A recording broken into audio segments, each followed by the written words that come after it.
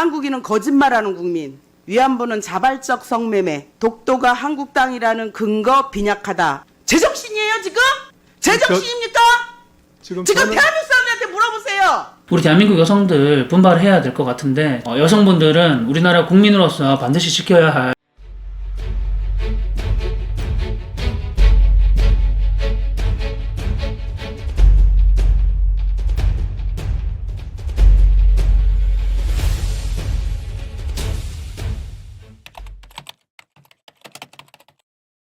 안녕하십니까, 강정입니다. 지난 시간에는 민족의 역사로 해석을 할 것인가 영토의 역사로 해석할 것인가 그 부분에 대해서 설명을 드렸습니다. 우선 각 나라들이 큰 전쟁을 하게 되면 그 나라의 민족들은 전쟁을 피해 가지고 민족 이동을 한다는 그런 주제로 저번 시간 다뤄봤었는데요. 그런데 전쟁을 통해서 민족이 이동을 한다고 하니까 거기에 대해서 또 반박 댓글이 달렸습니다. 저번 시간에 업로드를 했었던 그 영상의 핵심 요점이 무엇이었냐면 위나라의 광구검 장수하고 고구려하고 전쟁을 벌이다가 고구려가 동쪽으로 피신을 할 때 그 하북성 낙랑에 있던 그 신라의 백성들도 함께 동쪽으로 이동했다가 고구려가 다시 본국으로 돌아갈 때 따라가지 않고 그 동쪽에 남아있던 신라가 거기에다가 신라국이라는 나라를 세웠다. 그게 핵심 요점 있지 않습니까? 그런데 아니나 다를까 동쪽으로 이주를 했던 건 고구려의 백성들이 아니라 고구려의 이제 전투병력이다. 이런 식으로 반박을 달더라고요. 그리고 6.25 전쟁 때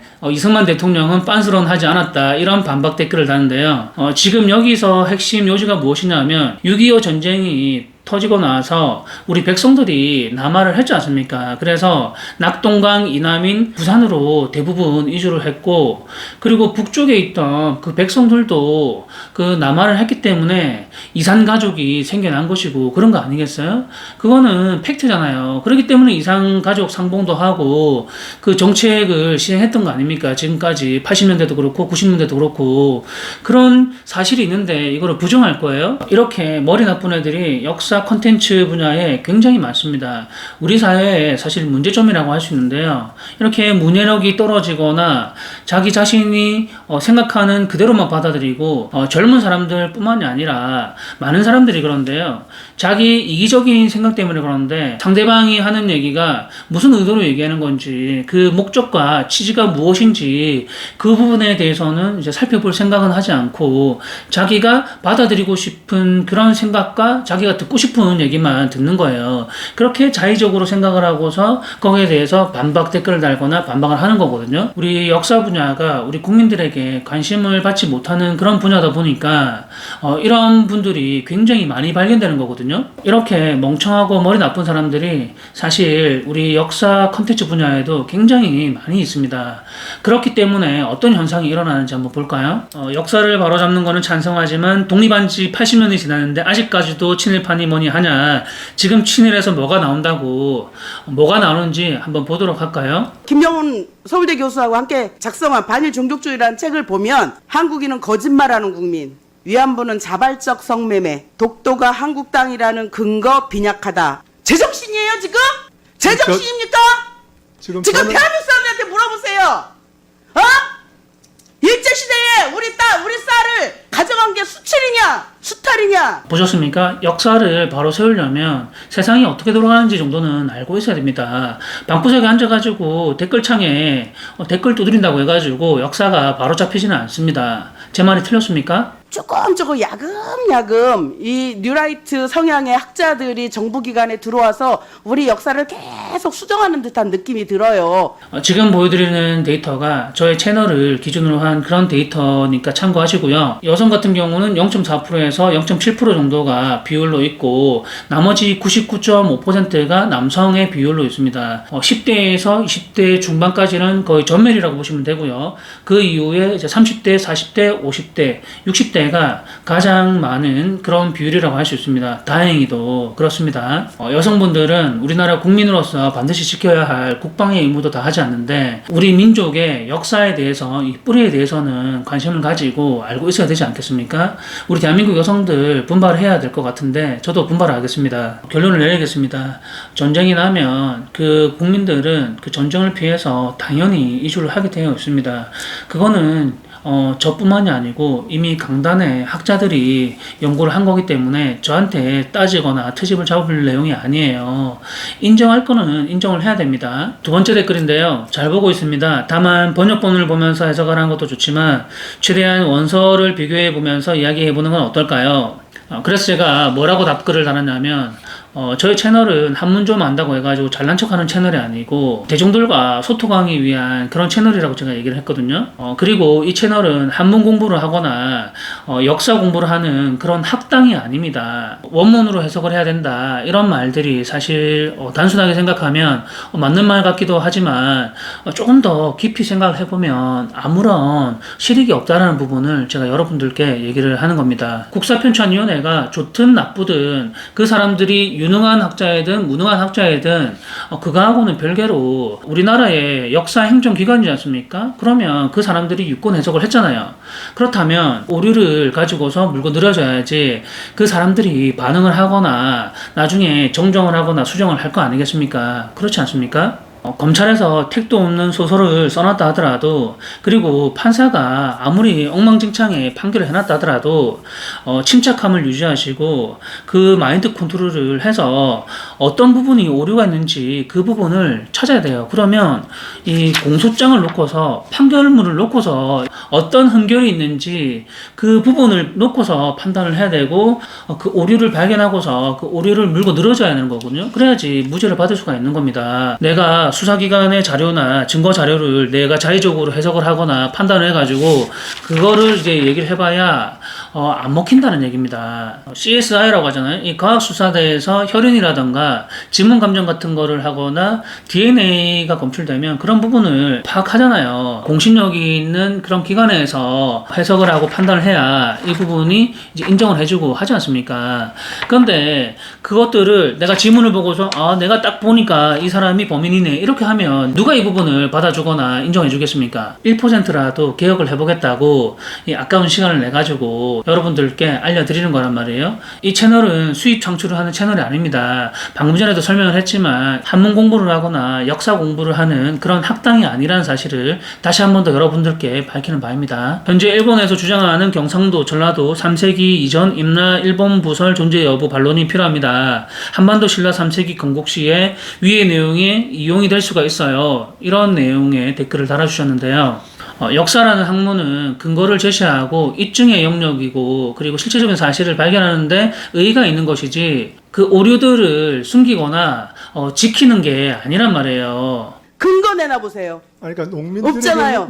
논거에 근거하지 않고 자기 주장을 막 계속해서 자기 코앞에 있는 조그만 부분에 대해서만 탐욕을 일으키다 보니까 이런 어리석은 자들과 이런 멍청한 그런 생각을 하게 되는데요. 작은 것을 탐하다 보니까 계속해서 자충수를 두게 되는데 이런 부분을 소탐대실이라고 그럽니다. 한반도 신라가 기원전 57년이라는 그 허무맹랑한 그런 판타지 소설의 그 스토리는 버리고요. 우리 동이민족의 변한 지난해 사방 사천리의 그 강력이었던 우리 민족의 역사를 바로 잡으면 됩니다. 그러면 굳이 한반도 내에 기원전 57년의 그런 내용을 굳이 지키지 않아도 됩니다. 고대사는 우리 대한민국의 역사만이 아닙니다. 많은 소수민족들이 있거든요. 언젠가는 중국이 분열이 되고 그 많은 소수민족들이 우리하고 같이 이제 합쳐져서 함께 할 그런 날이 반드시 오게 되거든요. 고대의 역사가 우리 한반도만의 역사가 아닌데도 불구하고 우리 한반도만의 역사로 이것을 이제 만들려고 공정하려고 하다 보니까 이러한 추악한 욕심 때문에 이런 오류들이 계속해서 발견이 되는 건데요. 콩쥐파치나 신데렐라 그리고 신밧드의 모험, 피노키오 이런 스토리들을 작은 상자 안에 모두 다 한꺼번에 집어넣으려고 하다 보니까 이런 어이없는 일들이 일어나는 겁니다. 다시 원점으로 돌아와서 지난 시간에 얘기했던 게 무엇이었냐면 낙난 땅은 원래 마한의 영역이었고 그 마한의 영역이었는데 지난 사람들에게 한양을 해줬다라는 얘기지 않습니까? 그 영역을 고구려가 4세기 초반에 흡수를 하지 않습니까? 전쟁을 통해 가지고 그러다 보니까 그 마한 지역이 고구려의 백성이 되었다라고 강개토 태양비에도 있고 뭐 그런 내용들이 있잖아요. 흡수되지 않은 세력들은 또다시 남하를 하거나 서쪽으로 이동을 해가지고 새로운 또 백제를 만들게 되는 것이고 신라 같은 경우도 처음에는 6국이었지만 12개의 국가가 되기도 하면서 흡수되지 않은 진안의 사람들이 이제 남쪽으로 이동을 하게 되는데요. 그게 바로 이제 산동성 일대가 아닐까라는 생각을 합니다. 대륙신라와 한반도신라에 대해서 해야 할 얘기들이 너무나 많은데요. 그 부분은 이제 여기까지 하기로 하고요. 당연히 단서가 많기 때문에 하고 싶은 말들이 많겠죠. 두 개의 신라에 대해서는 이쯤 하도록 하겠습니다. 그동안 고대의 대륙삼국설에서 얘기를 하면 정신병자 취급을 받거나 사이비 취급을 받았을 겁니다. 그 이유에 대해서는 대부분의 유튜버들이 주장하는 부분에 대해서 그 근거가 미흡하거나 증거 자료가 없었기 때문에 그런 취급을 받거나 했을 거예요. 그 부분에 대해서 비판을 받기도 했었고 학교로부터 외면을 받는 그런 부분들에 대해서 그 마음을 저도 충분히 알고 있습니다. 경제사를 연구하는 학자로서 그 당시 경제사를 연구했으면 경제사만 하지 왜 한국 역사에다가 이런 쓸데없는 경제사를 접목을 시켜갖고 국민들을 호도합니까? 제가 오늘 여러분들께 설명드리고자 하는 게 무엇이냐면 강소성에 있는 목농부탑이라는 그 탑과 경극 가면놀이 있지 않습니까? 연개소문이 나오고 이세민이 나오는 이런 그 놀이들이 증거 자료로서 사용 가치가 있는 것인가, 그리고 이런 목농부탑과 이런 경극 같은 가면놀이가 어떤 증명력이 있는 것인가, 이 부분에 대해서 제가 설명을 드릴 겁니다. 목농부탑이 중요한 증거라고 본다. 만약 국사체계 전제로 하고 본다면 거리가 머니까 그 우물의 위치까지 엄청 멀리 도망을 갔다는 건데 그건 상식적으로 말이 안 된다. 고구려의 국경이 윤영선까지이다 보니까 거기서 제 강소선까지 너무 멀잖아요, 거리가. 그거를 이제 추적을 하는데 말이 안 된다. 이런 내용 같은데요. 그거는 추적해도 잡히는 거는 시간 문제이고 뒷내용은 생략을 하겠습니다. 아무튼 거리가 멀기 때문에 추적해도 잡히는 건 시간 문제고 이거는 상식적이지 않다. 이런 내용 같은데요. 여러분들이 봤을 때 과연 이게 상식에 맞는 얘기일까요? 배가 고프다고 해가지고 길에 떨어져 있는 아무 음식이나 주워 먹으면 배탈이 나지 않습니까? 마찬가지로 증거 자료나 그 어떤 근거를 제시함에 있어가지고 그 배가 고프다고 아무거나 제시를 하게 된다면 사이비 취급을 받는 거는 마찬가지입니다. 근거 내놔보세요. 아니, 그러니까 농민들에게 없잖아요. 논거에 근거하지 않고 자기 주장을 막 한 학자들이 있어요. 아, 저런 학자도 있구나. 증거라는 것은 그 증거가 증거 자료로서의 효력이 있나 없나, 사용 가치가 있나 없나 부분을 1차적으로 먼저 판단을 해야 되고요. 그 과정이 끝나고 나면 그 증거 자료가 어떤 증명력을 가지고 있는 것인가, 무엇을 밝힐 수가 있는가, 그 부분이 2차적으로 이제 판단이 돼야 되는 부분입니다. 이런 절차에 의해 가지고 전문가가 검증을 하고 판단을 했을 때 가능하다라고 생각이 됐을 때 증거 자료로 제시를 하는 거거든요. 증거의 증명력은 있지만 증거 자료로서 사용하지 못하는 경우도 허다합니다. 일반 사법부재판부에서는요. 예를 들자면은 통신비밀보호법 4조에 의하면은 도청이라던가 감청에 의한 증거 자료로서는 증명력은 있지만 재판에 사용할 수는 없다라고 통신비밀보호법 4조에 명확하게 나와 있기 때문에 이런 부분은 안 되는 거고, 물론 역사학계는 어떤지 잘 모르겠습니다. 근데 2차적인 사료나 3차적인 사료나 어떤 그 민간에서의 증거 자료가 나올 수도 있는 거잖아요. 증명력은 있지만 이게 과연 학계에서 증거 자료로서 제시가 가능한가, 이런 부분들을 생각하면 좋을 것 같아요. 그래서 이런 사실 입증 분야는 전문가의 영역이라고 지금껏 제가 계속 얘기를 했고, 이런 사실 입증에 관한 훈련이 전혀 되지 않은 그런 일반인들이 자기가 자의적으로 해석하거나 증거들을 자기가 마음대로 가지고 와가지고 해석을 하고 유튜브에다가 허위 사실을 유포하게 되면 그것은 사실 경범죄에 해당이 됩니다. 우리 경범죄에 보면 허위 사실을 유포하면 경범죄로 처벌받게끔 되어 있거든요. 위법이 되지 않으려면 근거에 의해 가지고 유튜브를 운영해야 되는 부분을 제가 여러분들께 얘기를 하는 거고요. 목농부탁 같은 경우는 2차 단계까지 증명력이 어디까지냐, 이 부분까지 갈 필요도 없이 1차적으로 사용할 가치조차도 없는 그런 내용이에요. 어떤 면에서 목농부탑은 독약이라고 생각하면 좋을 것 같은데, 독약을 덥석 먹게 되면 어떻게 됩니까? 사이비 채널로 전락하게 됩니다. 대륙백제와 대륙신라를 주장하는 사람들이 이 신라의 땅 강소성에다가 목농부탑이 있다라고 주장을 하면 많은 충돌을 일으키거든요. 논리적인 충돌을 일으킵니다. 고구려의 영토가 하부성 일대를 전부 다 장악했다라는 부분을 주장을 하려면 제가 지금까지 영상에서 제시했던 그런 논증법에 의해 가지고 그 논고들을 하나하나씩 나열을 해야 되는 거예요.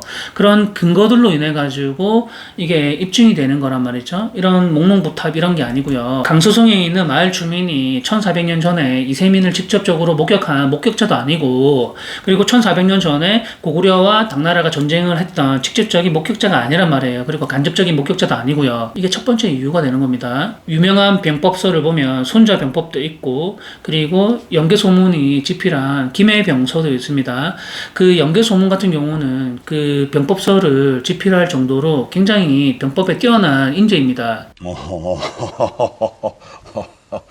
바둑으로 치자면 프로 9단급 정도 되는데 저는 이세돌급 정도는 되지 않을까 생각을 해요. 전쟁에서 승리하는 가장 훌륭한 상책 중에 하나가 무엇이냐면, 이 고수전쟁에도 나오는데 수양제가 우중문에게 뭐라고 하냐면 영루왕이나 고건무 을지문덕을 보면 사로잡아라 이렇게 얘기를 하거든요. 상대 적국의 임금을 사로잡는 게 그게 가장 상책입니다. 전쟁을 할 필요도 없이 임금을 사로잡게 되면 어떻게 돼요? 상대방은 적국은 전쟁의 의지가 상실된단 말이에요. 그렇기 때문에 전쟁을 이길 수 있는 가장 상책이 됩니다. 두 번째가 무엇이냐면 상대 적국의 왕궁을 점령을 하는 겁니다. 그렇기 때문에 드라마에서도 보면 왕궁을 점령하면 임금이 도망가잖아요. 옥새를 이제 들고서 이제 도망간단 말이에요. 그 왕궁을 점령을 하는 게 그게 두 번째 중책이 되는 거고요. 마지막으로 하책이 무엇이냐면 병력을 이용해서 전쟁을 통해 가지고 피를 보고서 이기는 게 그게 하책이에요. 역시 듣던 대로 하시는 말씀이 매우 조리가 있고 그 내용이 아주 참으로 깊소이다 그리요. 상책 중에 가장 상책이 뭐다? 임금을 바로 사로잡는 겁니다. 당나라 황제 이세민이 자기가 단기 필마로 적진을 침투해서 염탐하러 간다? 이게 과연 몇 %의 확률일 것 같습니까? 저의 채널을 가장 많이 시청하시는 분들이 40대에서 60대 정도의 남성들인데요. 이 남성들은 거의 다 군필자들이고 군대를 갔다 오셨을 겁니다. 보통 2년 6개월에서 3년 정도 근무를 하셨을 텐데, 그러면 군 경험들을 더듬어 가지고 한번 상식선에서 한번 생각을 해보자고요. 공께서는 어찌 보고 계시오이까? 황룡포를 입고 있는 당나라 황제 이세민이 주위의 휘하 장수들은 이세적도 있고 이정도 있고 장손목이라던가 위징, 유능한 책사들이나 유능한 장수들이 굉장히 많단 말이에요. 적어도 50만, 60만 이상 되는 그런 병력을 이끌고 온 그 당나라의 황제가 뭐가 아쉬워가지고 자기 혼자 단기 필마로 적진을 염탐하러 가겠습니까? 당나라 황제 밑에는 유능한 책사들도 있고 유능한 장수들이 이렇게 많은데, 유능한 장수 밑에 훌륭한 부관들도 굉장히 많을 겁니다. 그리고 그 밑에는 각자가 맡을 특수임무대라던가 정찰대라던가 많은 조직이 있을 거예요. 이런 조직들은 거의 다 보면 팀을 이룹니다. 12명에서 뭐 24명 이런 식으로 팀을 이뤄가지고 활동을 하고요. 전령 같은 경우도 2인 1조나 4인 1조로 이렇게 움직이게 되거든요. 편지를 서신을 주고받는 정보 전달자란 말이에요. 그런데 말을 타고 움직이다가 적진에 그 화살을 맞고 사망하게 되면 나머지 한 사람이 그 서신을 지휘 통제소에다가 전달을 해야 되지 않습니까? 그렇기 때문에 2인 1조나 4인 1조로 움직이게 되는 겁니다. 그런데 당나라의 황제가 혼자서 적진을 염탐하러 갈 수가 있을까요? 없을까요? 당연히 없습니다. 그런데 이세민이 적진을 혼자서 염탐하러 간다? 그런데 우연찮게 그걸 또 연개소문이 그걸 또 발견했다? 이세민이 병졸인가요? 대륙의 황제가 단기 필마로 적진에 염탐하러 갈 수가 있는 겁니까? 이게 과연 얼마나 설득력이 있는 겁니까? 그런데 때마침 또 순찰을 돌던 연개소문이 염탐하는 이세민을 또 발견을 했다? 이게 과연 얼마나 설득력이 있겠습니까? 연개소문 같은 경우는 정치, 군사, 행정 이 모든 것을 다 관할하는 그런 정치인입니다. 연개소문이 병졸도 아니고 이렇게 순찰을 돌 수가 있는 거예요. 목농보탑이라는 이 돌탑 하나에다가 얼마나 허무맹랑한 역사적인 스토리를 끼워 넣은 겁니까? 이왕 전쟁 얘기가 나서 하는 말이지만 당나라의 그 수십만 대군이 압도적인 군사력으로 고구려를 정벌을 하러 공격을 한단 말이에요. 그러면 고구려 같은 경우는 성 안에서 방비를 하는 수비의 입장에 있는 겁니다. 그러면 성을 놓고서 서로 대치하고 있는 거예요. 야밤에 황제가 염탐하러 왔다면 성 위에서 보이겠어요, 안 보이겠어요? 한 명을 이제 멀리서 염탐하고 있는데 그것을 연개소문이 시력이 얼마나 좋길래 그거를 본다는 얘기입니까? 물론 순찰을 돌 이유도 없겠지만 목농부탑의 전설 같은 경우는 이 고당 전쟁의 시기와 연대도 맞지 않을 뿐더러 이러한 허무맹랑한 스토리는 초딩들도 설득당하지 않을 겁니다. 7월 7석에 견우와 직녀가 만날 때 아마 까마귀와 까치가 서로 다리를 만들어줬다, 이런 부분들이 더 설득력이 있지 않을까요? 고당 전쟁에서 이세민과 연개소문이 서로 라이벌이다 보니까 이 강소성에서 목농부탑을 가지고서 관광객을 유치하려고 경제적인 이권을 이제 쟁취해 보려고 이런 스토리를 가짜로 끼워넣은 것 같습니다. 그래서 중앙정부에서 이런 거를 홈페이지에서 내려라 라고 얘기를 한 것 같아요. 쪽팔리니까. 이거는 역사적인 사실과 전혀 맞지 않으니까 내리라고 얘기를 한 것 같은데, 그거를 갖다가 또 중국에서 무언가를 숨기려고 그런다, 중국은 뻥쟁이에다가 가짜다, 이거를 갖다가 우리 핵심 증거를 숨기려고 그런다, 이런 식으로 받아들이면 안 돼요. 이 목농부탑을 많은 분들이 자기 유튜브 채널에서 이용하고 있잖아요. 그런데 이 목농부탑을 증거 자료로 이용하는 순간 사이비 역사 채널로 전락하게 됩니다. 이 부분을 반드시 명심해야 됩니다. 아까 댓글을 보면 고구려의 영토가, 고구려의 국경이 요녕성까지이기 때문에 연개소문이 말을 타고서 강소성 일대까지 이세민을 쫓아왔다라는 것은 상식적으로 말이 안 된다라고 얘기를 했잖아요. 근데 고구려의 강역이, 고구려의 국경이 하북성 전체 그 황하강 일대까지였다고 하더라도 그래도 그 요동에서 강소성까지 600km까지 거리란 말이죠. 이 말이 KTX도 아니고 어떻게 하룻밤 사이에 600km를 쉬지도 않고 달려갈 수가 있겠습니까? 그것도 그 지역은 백제도 있고 신라도 있는데 그 국경 수비대가 있을 것인데 이세민이 미쳤다고 남의 나라로 신라나 백제로 그 국경 수비대를 아무런 절차 없이 그걸 뚫고 들어가고, 연개소문도 그 국경 수비대를 절차도 없이 통행을 하고 그걸 쫓아가겠냐 이 말이에요. 정말 이세민이 급박한 상황이면 자기 나라로, 당나라로 도망을 가는 게 맞는 거잖아요. 거기는 신라가 있어야 되는 게 맞는 건데, 그런데 자기가 그 우물 안에 들어가가지고 그 거미줄이 자기를 가려줘 가지고 자기가 살게 되었다. 그래서 그거를 기념하기 위해서 그 강소성에다가 목농부탑을 세웠다.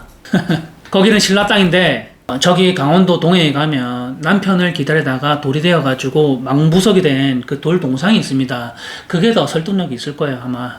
제 영상을 시청하는 많은 분들이 앞으로 이제 대륙 삼국을 이제 주장을 할 때 이런 독약 같은 목농부탑 얘기는 덥석 물지 않기를 바랄 뿐이고요. 그리고 많은 분들이 인용을 하고 있는 게 최치원 열전에 최치원이 고구려와 백제가 강성했을 때는 100만 대군이라고 얘기를 했는데, 그걸 갖다가 또 너무나 확대 해석해가지고 고구려도 100만 대군이 있었고 백제도 100만 대군이 있었다라고 이렇게 주장을 하고 얘기를 하는데요. 그렇게 유리한 대로 뻥튀기 해가지고 해석을 하면 정신병자 소리를 듣습니다. 학교로부터. 생각을 해보세요. 백제 같은 경우는 삼국사기든 신당서든 뭐라고 나와 있습니까? 백제의 인구는 76만으로 가잖아요. 그러면, 그리고 당편 백제에 비해 보면 백제의 인구는 620만 밖에 안 돼요. 백제가 100만 대군이 되려면 백제의 인구는 3천만 명이 넘어야 됩니다. 상식적으로 그래요. 고구려의 인구가 3천만이 넘습니까? 안 됩니다. 그 얘기를 왜 했는지를 살펴봐야 돼요. 최치원이 그렇게 고구려와 백제가 그렇게 만만한 민족이 아니다. 강성할 때 100만 정도 있었다. 둘이 합쳐가지고 뭐 이렇게 얘기를 했을 거 아닙니까? 과장을 해가지고. 그것도 고구려가 한 50만에서 60만 정도 있으면 백제도 한 30만 정도는 있었다. 그래서 조금 부풀려가지고 한 100만 대군이다. 고구려와 백제가. 이렇게 얘기를 한 거예요. 수양제가 몰고 온 군대가 113만이라고 해가지고 그 113만을 이겼다고 해가지고 고구려의 군대도 100만 대군이었다? 아니에요. 전쟁은 쪽수로 이기는 게 아니란 말이에요. 지금 우크라이나하고 러시아하고 싸움 보세요. 우크라이나 군대는 30만 밖에 되지 않습니다. 근데 지금 러시아하고 지금 몇 년째 싸움하고 있습니까? 3년 넘게 하고 있어요. 쪽수로 전쟁을 하는 게 아니란 말이에요. 고구려도 마찬가지입니다. 고구려 같은 경우는 성을 놓고서 수비만 하고 있고 청야 전술이라고 하잖아요. 군필자들은 다 아시겠지만 행군을 하고 있다가 밥 한 끼 안 먹으면 어떻게 됩니까? 군대에서 밥 안 주면 어떻게 돼요? 난리 납니다. 근데 전쟁 도중에 군사들이 밥을 한 끼, 두 끼 굶으면 어떻게 될까요? 죽습니다. 굶어 죽어요. 근데 이틀, 3일씩 안 먹게 되면 어떻게 될까요? 전쟁 불능 상태가 되는 거예요. 근데 고구려의 특수 임무조가 특수임무자라고 하면은 조위선인들이라고 할 수 있거든요. 적진에 침투해가지고 군량 창고를 불태운단 말이죠. 그러면 어떻게 될까요? 멘탈이 나가게 되는 거예요. 그렇게 해가지고 당나라의 지휘통제소에서 당나라에다가 전령을 보낼 거 아닙니까? 당장 쌀을 보내라, 군량을 보내라고 얘기할 텐데, 그러면 갔다가 오는 데만 하더라도 보름에서 한 달 이상은 걸릴 겁니다. 빡세게 가더라도.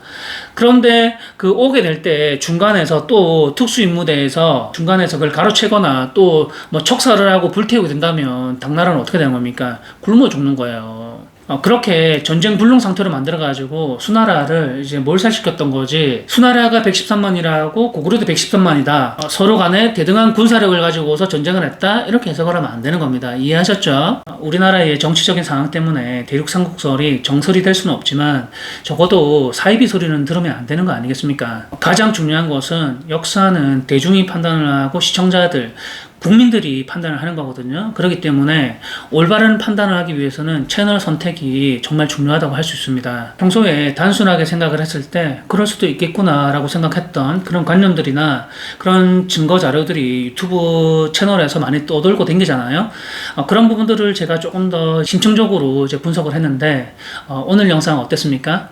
오늘 영상이 유익했다면 구독과 좋아요, 알림 설정 해주시고요. 이미 구독하시고 좋아요 해주신 분들은 댓글에다가 자신의 의견을 남겨주시면 좋을 것 같습니다. 오늘 영상은 여기까지 하기로 하고요. 다음 시간에 또다시 뵙도록 하겠습니다. 시청 감사합니다.